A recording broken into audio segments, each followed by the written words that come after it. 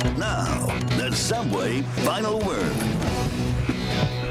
Welcome back. Pirates are a couple weeks away from pitchers and catchers reporting, and that's where we're starting our second segment tonight. The Pirates won an arbitration case against Neil Walker. What does it mean for his future? Is he a must-keep, Stag? Well, I don't know if anybody is a must-keep. Anybody other than maybe McCutcheon and Garrett Cole. I don't know if you have a must-keep on the team.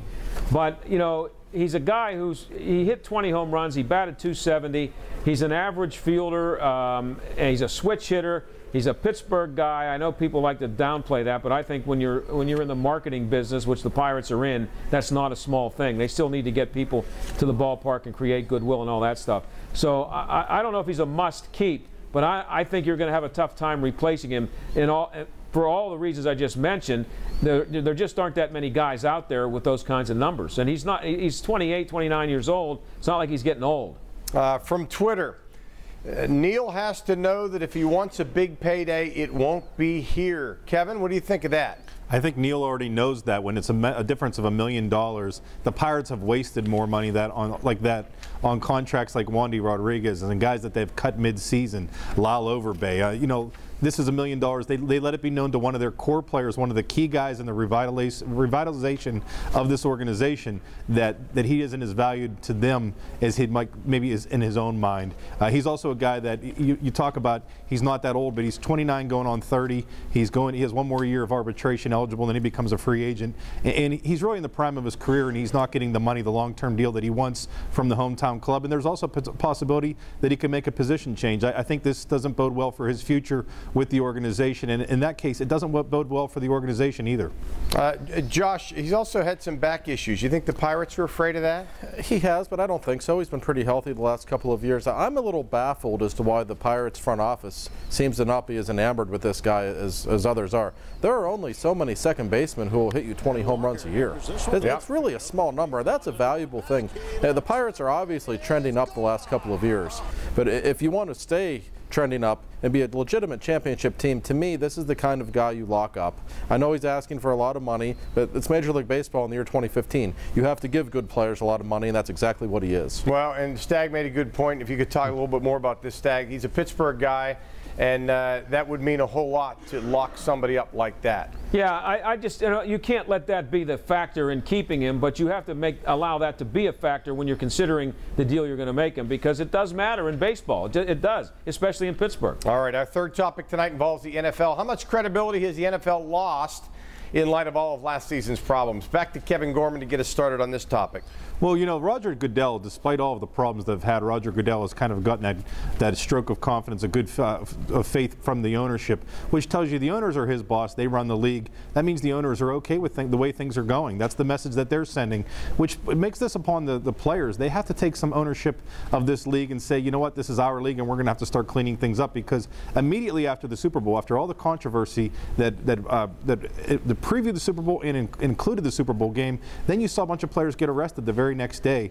I think this is a league that has an image and a credibility problem, and it's time to clean it up. And if the front office doesn't want to do it of the NFL, if it's not going to be done by Roger Goodell, it's not going to be done by the owners, somebody has to take charge. And I think that's upon the NFL Players Association to send the message throughout the ranks that they better clean up this league, or they're going to lose a lot of credibility more. But until people stop watching the games, whether they go to the games or watch it on TV, I don't think it matters. All right, more criticism of Roger Goodell in this tweet. Goodell has certainly lost most of his credibility, but people will keep going to games and buying merchandise. And Stag, they're going to continue to watch the games as well. The ratings were huge last week, biggest ever. If they had to go to the state penitentiaries in each market to let out half the team to field a team, people would still watch the games. They're going to keep watching the games.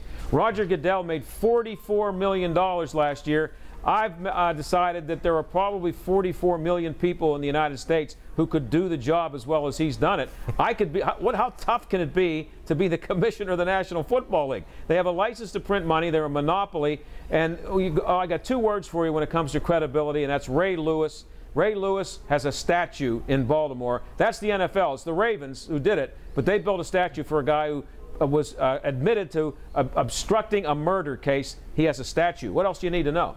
All right, topic, or Josh, I didn't forget you. Don't forget me, Albie. 1 week ago during the Super Bowl, we had a man mimic defecating after he scored a touchdown in the end zone. I don't see other athletes in other sports, whether it be hockey, basketball, baseball. I don't see that kind of stuff, and it was just ho-hum. I don't even think NBC showed a replay, which is probably to their, a wise move on their part. Good for them. Roger Goodell is obviously a corrupt man. Nobody likes him. That is a problem.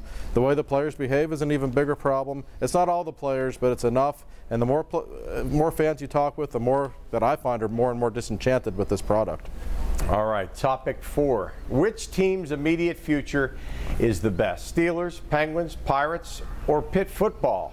Josh, back to you. Well, certainly not Pitt football. The other 3 are all pretty darn good choices, to be honest. I'll go to the Steelers, however. The NFL is all about offense.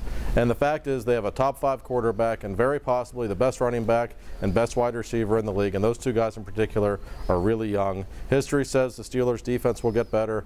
And the fact is it's just an easier championship to win. Get the number 2 seed, you got to win 2 home games probably, and all of a sudden you're in the Super Bowl. The Stanley Cup and the World Series, those are tough things to do. They really are. So I think the odds of the next championship team being the Steelers is best. Back to Twitter with a vote for the Penguins. Still have their big 4, Crosby, Malkin, Letang, Fleury in their primes, and Rutherford fixing errors of Shiro regime is adding grit. Thanks for that, Chris. Kevin, also some tweets for the Pirates. What's your pick? You know what? I go with the Penguins. Surprisingly, this has been a time when all 4 of the teams you mentioned have been involved in the postseason, but only the Penguins have won a postseason series. The Pirates won a wild card game. The Steelers haven't won a playoffs a game in the past 4 years. The Penguins, as disappointing as they have been, that they have not won a Stanley Cup championship again. It's 10 years of Malkin and Crosby together. This is the 10th season, and they only have 1 Stanley Cup championship to show for it. But they have much deeper playoff runs than everybody else, and I'll give them the credit when we're talking about immediate future. Stag, what do you think? I'm going to go with the Penguins too. I think Josh makes a good point about the Steelers and offense being a key, and them having some really good offensive players. Ben Roethlisberger is going into what could be the last year of his contract. There's going to be some questions about that. He's not getting younger. He's going to be 34, 35 by the time he does have to make a decision on whether he's going to stay here or whether the Steelers have to make that decision. And the Penguins do have Malkin and Crosby still in their late 20s, and Fleury looking like he's getting better every day. I think that's a pretty good nucleus going forward. And remember, they came within 1 game last year of going to the conference finals, and they brought back a team that theoretically is a better team than last year. We're going to find that out. All right, thank you, guys. When we come back, everybody gets the final word.